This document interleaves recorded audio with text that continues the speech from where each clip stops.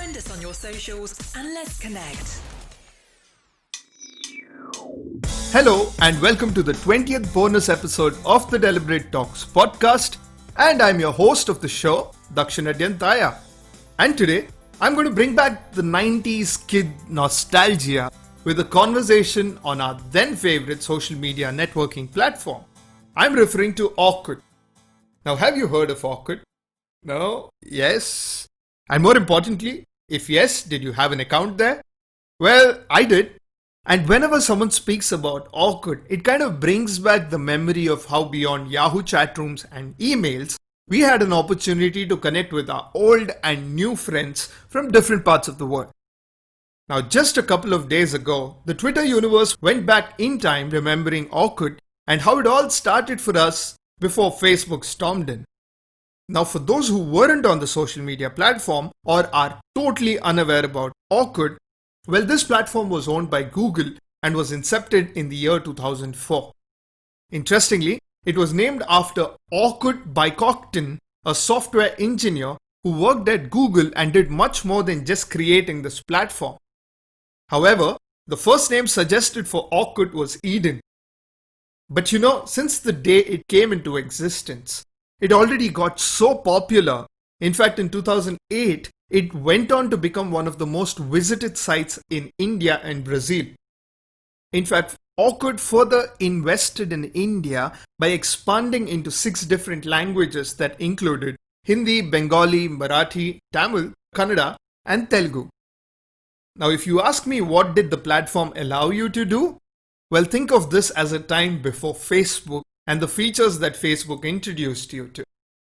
Well, on Orkut, you could create a profile, connect with friends, maintain a scrapbook, chat with friends, and share your interest.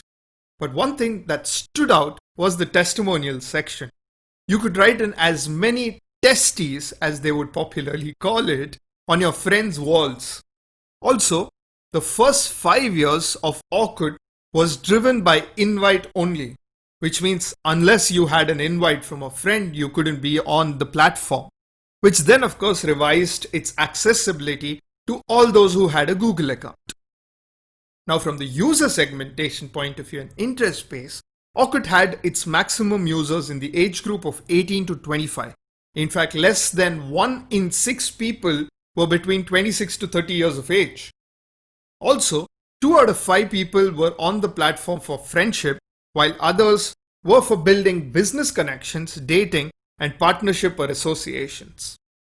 But also the growing popularity of Orkut got them into a lot of trouble related to no filters in their content, increasing hate messages, security concerns, and also hate groups and communities who could get away with promoting any kind of content.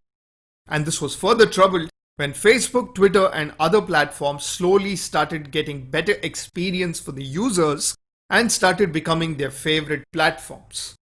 And that's why, unfortunately, in September 2014, a decade later, Google announced the shutting of Orkut. Of course, the founder announced hello in 2016, but honestly, nothing could replace Orkut at that point of time because it did change the face of social media by giving the common people a real experience of communicating virtually and socializing. Well, that's it for today's episode. Were you someone on Orkut? If yes, what did you like about the platform?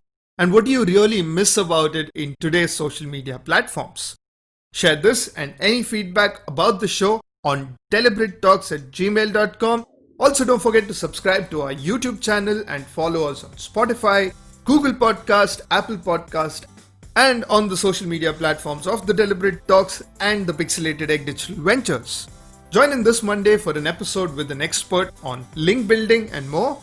And until then, inspire and be inspired.